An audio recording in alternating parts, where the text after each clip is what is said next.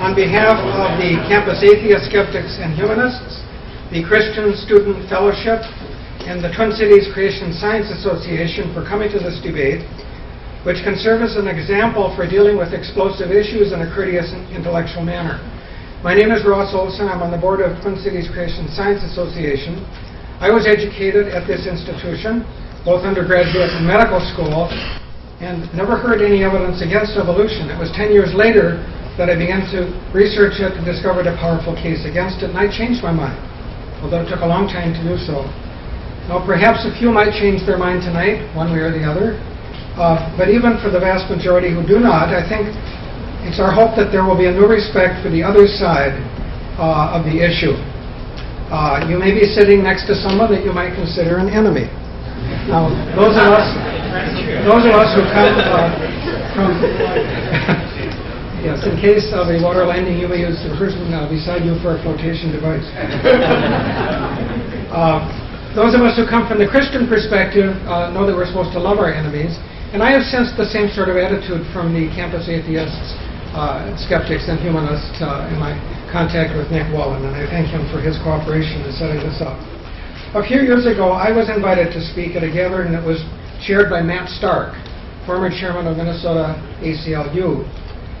He introduced me by saying this: unlike theists, we do not believe in revelation. So we have to arrive at truth the hard way. We have to listen to everybody. And they did listen, and of course they questioned, and they argued, but they listened. I hope that you will take the pre- and post-debate surveys, fill out the first section now and the second section at the end of the debate. This will help us to evaluate this debate. There will be a DVD of this event available within a few weeks through the sponsoring organizations. I would now like to introduce our moderator, Dr. Mark Barillo, Assistant Professor, Ecology, Evolution, and Behavior, UNM Twin Cities, and he will introduce the debaters and explain the format.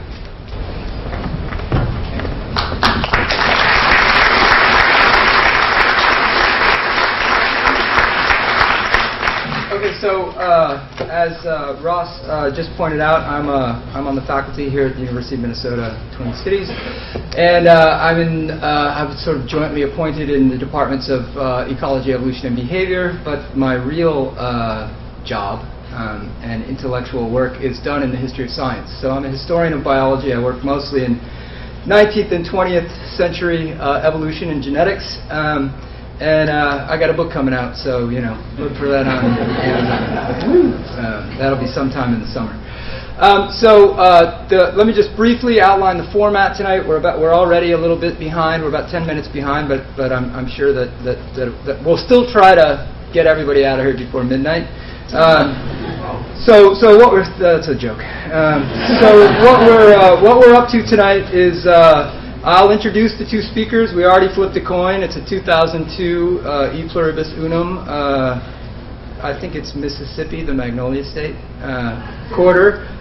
Dr. Bergman won the toss, so he's elected to go first. So that means that Dr. Myers will have the last word. What we'll do is 20 minutes for each speaker. So 20 minutes for Dr. Bergman, 20 minutes for Dr. Myers, and then a 10-minute rebuttal from the first speaker, and then a 10-minute rebuttal from the second speaker.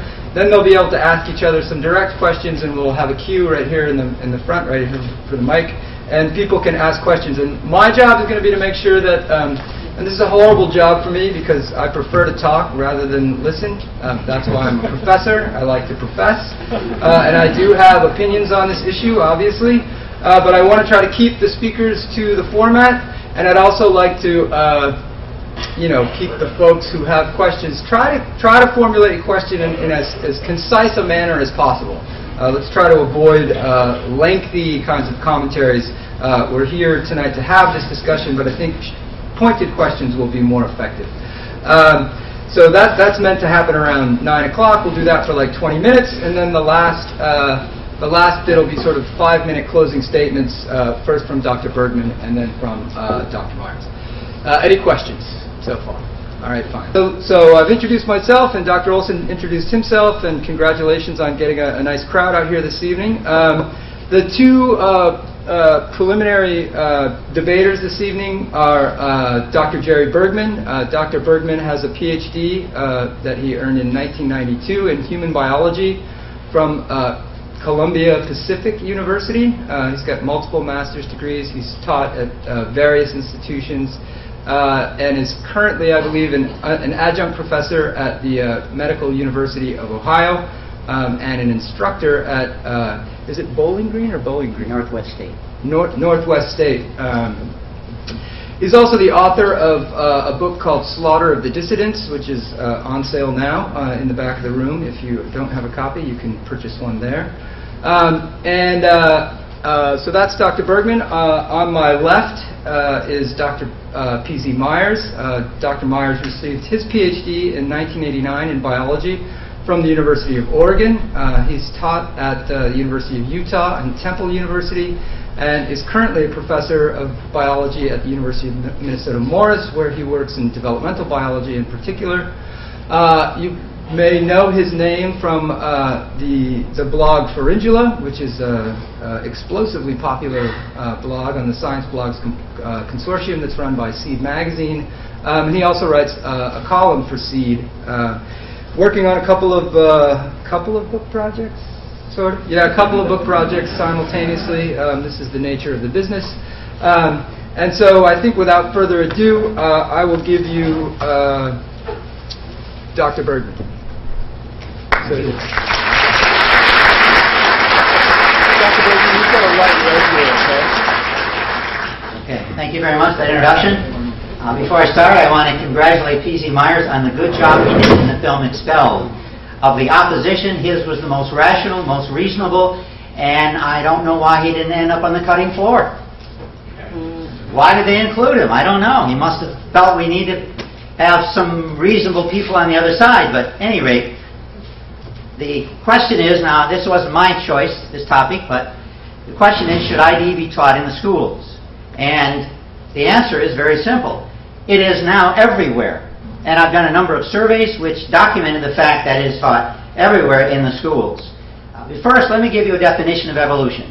Evolution is a word where you can define in many different ways. You can define it in a way where everybody agrees, or ways in which hardly anyone disagrees. And the definition that I like is from the goo to you by way of the zoo, or, from molecules to man, which was actually the title of a biology book published a few years ago. The concern is not the survival of the fittest. That's obvious. It's obvious if you're more fit, you're more likely to survive. That's like saying rich people have a lot of money. That's not the concern. The concern is the arrival of the fittest. Where does the fittest come from? And in my area of research, cancer research, we're looking at mutations. Spent a lot of time looking at mutations, and it's fairly clear the effect that mutations has on the genome. And that's what I wanted to talk about today, but what do? You have to go along with the rules, so here we go. Scientists have proposed several theories as to the origin of biological information. Gemmules was one of Darwin's favorites. Panspermia was also talked about. Orthogenesis, Lamarckianism, and so on. The view which is accepted today, by and large, is mutations. And in my conclusion, there is a serious problem with assuming that mutations is the origin of biological information. A little bit about my background, I think that may be helpful. My father was atheist, agnostic. He never really said, that was a few years ago when a lot of atheists were in the closet, but from my reaction with him and growing up with him, he was an atheist. Very involved in the humanist movement. I knew a number of the leaders in the humanist atheist movement back then. In fact, Lester Mondale, Walter Mondale's brother, married my father and my stepmother. So I got to know many of the people in this movement. My mother became a Jehovah's Witness when I was about 8, which you might think is strange, but, you know, you're 8. You don't have a lot of choice on what your family talks to you about. And, by the way, you might learn one thing about Jehovah's Witnesses. They were the only group during World War II that were thrown in jail on both sides. Jehovah's Witnesses were imprisoned in Nazi Germany because they were one of the few groups, and you atheists out here, you listen to this, they were one of the few groups that actively and openly opposed the Nazi movement. Many of the churches basically went along with Nazism. Jehovah's Witnesses were also thrown in jail in this country. I faced a 4-year sentence because of my opposition to the war based on my religious background. And when I was a Jehovah's Witness, I always read a lot, mostly in science, but I also read a lot about Jehovah's Witnesses. And I began to read everything I could find on the witnesses, at first to defend them, but as time went on, I found it more and more difficult to defend the witnesses. And I love going to used bookstores, so I looked for books on Jehovah's Witnesses. And I ended up with a huge collection of books on Jehovah's Witnesses. In fact, my library was published in a book you can see here, which is the 13th most common book in WorldCat out of the 1,300 books that are in libraries in the United States, which means my book here was in the top 1%, and most of the book is my personal library. Well, when I became disillusioned with Jehovah's Witnesses, and I should mention about Jehovah's Witnesses, they are very anti-all church. We were taught that the Catholic Church is of Satan. The Protestant churches were much better. Slightly better, but not much better. So I had a lot of negative feedback relative to religion, period, as I was growing up, both from my father and from my mother. So because of my background in biology and science, I became an atheist, and I was actually quite happy as an atheist. I got to know many people. Mallory Muriel O'Hare is one I mentioned here, Gordon Stein, and Gary DeYoung, who is from Minnesota, by the way. And in time, I became disenchanted with the atheist movement. A major reason why, ironically, was because scholarly, I found so much of the atheist work was simply horribly deficient. I can give you some examples if you prefer. I ended up in the same route traveling through the Watchtower as traveling through the atheist movement. And interestingly, when I left the Watchtower, you are what they call excommunicated. I can no longer talk to my friends, and in my case, family members, because once you leave, you're seen as a dog that returns to its vomit. When I left the atheist movement, surprisingly, the same thing happened. And not with everybody. I must mention, Gordon Stein, we remained friends until he died, and Gary DeYoung we lost contact with. These two people were very supportive, even though they were atheists. But by and large, many people would no longer talk to me. I'd write to my atheist friends, no answer. I had several articles that were slated for publication in atheist journals, and guess what? They never appeared.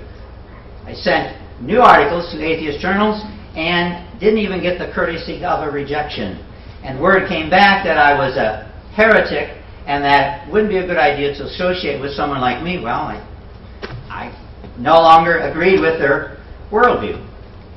And examples of the inaccuracy is the Crusades, Nazism, was blamed on the church. Now, the church's problem with Nazism was not that they enthusiastically supported Nazism. The church's problem was not commission, but omission.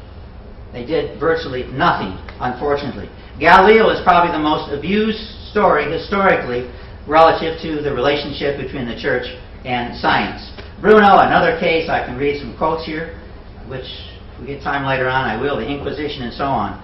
By and large, I saw the atheists only saw the bad in Christianity. When I went to atheist meetings, we talked about primarily all the bad Christians and how the world would be a really nice place if only there was all those bad Christians were gone. And I agreed with them by and large, but they weren't all bad. They saw nothing good about Christianity. And even the Watchtower, even though I left and they shunned me and I couldn't talk to my friends, the fact is that there are good things about the Watchtower, as there are good things about Christians. And this one-sidedness I thought was inappropriate. What bothered me a lot was that you cannot judge a religion by those who don't follow it. And when they judge Christianity, they're obviously judging it by those who aren't following it. And that bothered me. Okay? One thing that bothered me the most, though, is that even though I left the Watchtower and left the atheists, I strongly did and will defend their right to what they believe. And I saw on me, now I'm not saying that about the atheist group here, I don't know. So I can't judge from what I heard. The atheist group here is a bunch of nice people. Is that right? That's my experience. That's okay. So that's right. So I can't judge everyone, but nonetheless, my experience was they wanted to eliminate religion, especially Christianity, first from the public square, then from the private sphere, and eventually from society. And I guess being an atheist, there was really a lot of joy because we won court case after court case. We had favorable press by the media. We had a lot of support. I felt I was in the majority. Of course, statistically I wasn't, but that's how I felt. And essentially, I saw the atheist movement that I was part of as somewhat intolerant. No room for theists. And leaving the atheist was problematic because where do I go? Not that one needs to go somewhere, but a belief structure is important for most people. We need to have a belief structure to orient our life. And so I couldn't accept theism because of my negative experience, because of the watchtower experience, and also because of the simple fact that, well, we got here by evolution, so what's the point of believing in God? If you survey people as to why they believe in God, most people will give you as the primary reason, because we have a creation, therefore we must have a creator.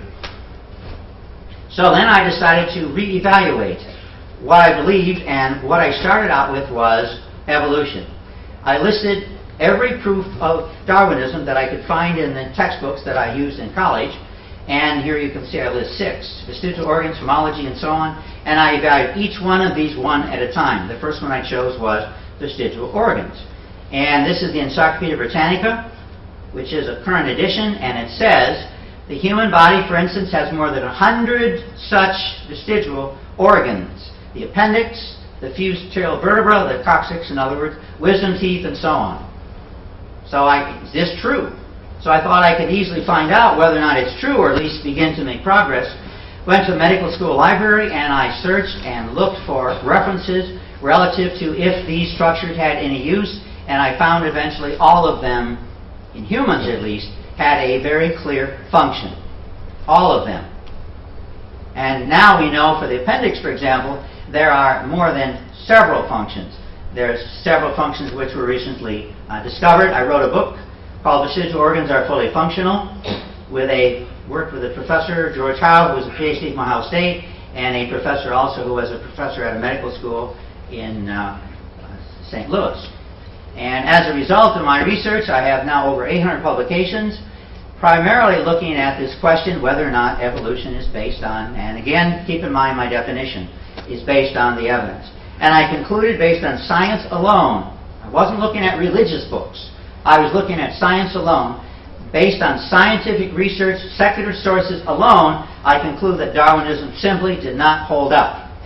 And my conclusion now is evolution, given my definition, did not occur and could not occur, and that conclusion is a result of science.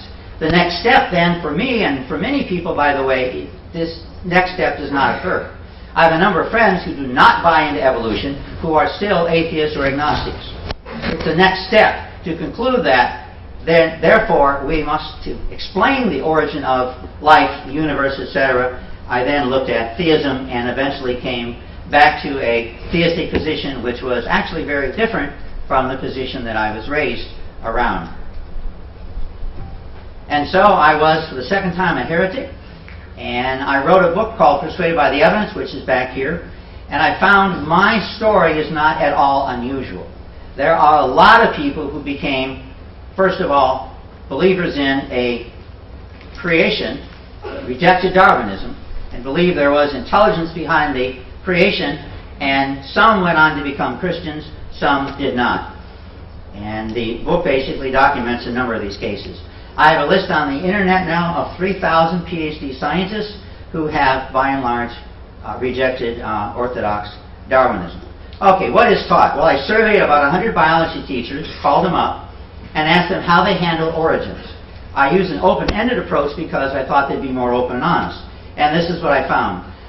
Almost all the professors and teachers that I talked to taught creation and intelligent design.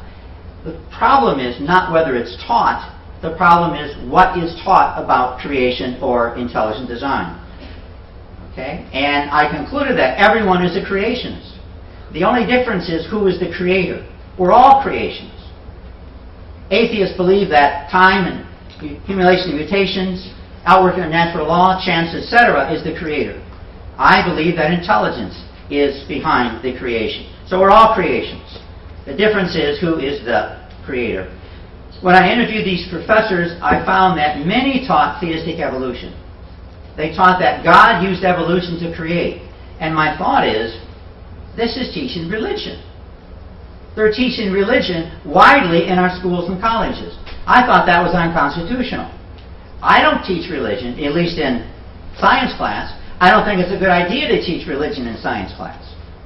And most ID supporters that I know agree. It is not a good idea to teach religion in a science class. Okay? You don't teach astronomy in a mathematics class. Well, I guess you could, but it's a matter of what's appropriate. And another approach I found was that religion and science are separate. Religion's here, religion's faith. Science is here, science is fact. This is also teaching religion. So I found I was the one who was not teaching religion, and most of the people I called up, talked to, were teaching religion.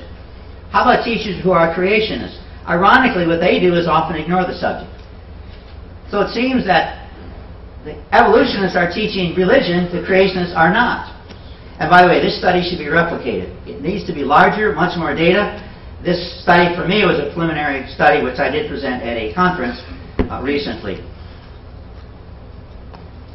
Okay, I could also mention some biology teachers who were evolutionists experienced problems, and especially at the high school level, and thought, I'll just avoid the whole subject. Didn't learn anything about evolution.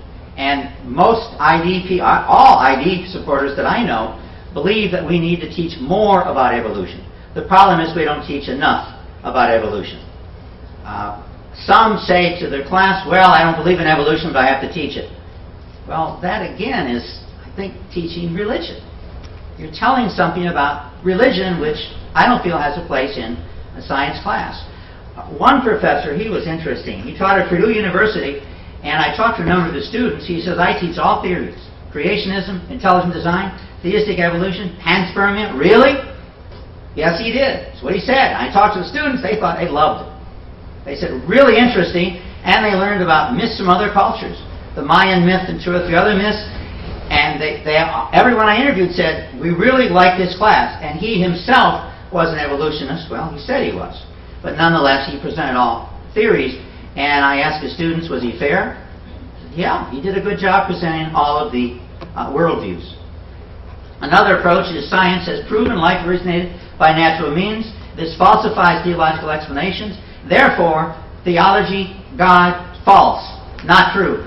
Science, fact, it's true. Again, this is teaching religion. In fact, one professor at University of Toledo, ironically, one professor said basically, if you don't agree with me, leave the class now. And several students dropped the class within the hour. I thought that was kind of inappropriate, but that's what he did. Okay, I could give you some case histories, but I'm running out of time. Let me give you an example. I could mention a couple of court cases. What have the courts said? Well, the courts have basically made it very clear that you can teach against religion. Okay? One court case that the Darwin doubters won was in Wisconsin, and the court ruled we have a right to talk about creation in a library. So if anybody questions your right to talk about creation in the library, you can refer them to this court case, which gave us this right. Moore versus Gaston Board of Education. This was a teacher who said Darwin's true. Genesis is false. There's no life after death. There's no heaven. There's no hell. When you die, and that's it. The school didn't like that. Parents actually complained, and the school responded. And they went to court, and the judge said this is academic freedom. The teacher has a right to tell the students Darwinism is true. Genesis is false. There's no heaven. There's no hell. When you die, you die. He went well beyond that, but that's a few examples of what he taught. So the courts have ruled consistently you cannot teach the problems with evolution. And my book, Scholarly Dissonance, documents that. So in essence, I think we have state-enforced religion. So atheism is taught in the schools, directly or indirectly. So congratulations. Your side is presented legally. And I'm not aware of a single case where the courts have ruled against teaching that worldview in the schools. And I have a problem with that. I don't think we should indoctrinate students in a worldview, which of course is what they're doing here. And by the way, many of the cases I looked at were people who were not teaching intelligent design or creation, but they were teaching problems with a Darwinian worldview, such as vestigial organs, which I could relate a number of examples. Okay, moving forward. I'll give you one quick example now, which is irreducible complexity, if I have time. The idea of irreducible complexity says, okay, I'll just summarize and then hopefully I can cover it later, but give you a definition. Irreducible complexity says there's a certain minimum number of parts that is necessary for something to function.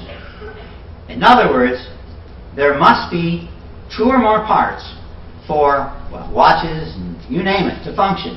The only exception are the fundamental particles, which would be leptons, electrons for example, and quarks, up, the down, the top, the bottom, the strange, and the charm. So aside from this, everything would be irreducibly complex. That has been well documented in science, and the fact is, as I'll talk about later, you get in trouble for teaching the concept of irreducible complexity. All right, so that's our first speaker, Dr. Bergman. So we're going to now give 20 minutes to Dr. Myers. Take it away, PZ. Very good. Well, thanks. I'm a little sorry that we were late. It was all my fault. Apologies. I will mention, first of all, that yes, there were like 4 hours of interviews done with me for Expelled, and they only kept 3 minutes. So that, yeah, I did something wrong. That's more than some people. Okay, well, let's go back to something completely different. Should intelligent design be taught in classrooms? And I say the answer is no, and it's emphatically no, because I'll give you 2 reasons. One, it's not science, and that means, secondarily, there is absolutely nothing to teach. Now,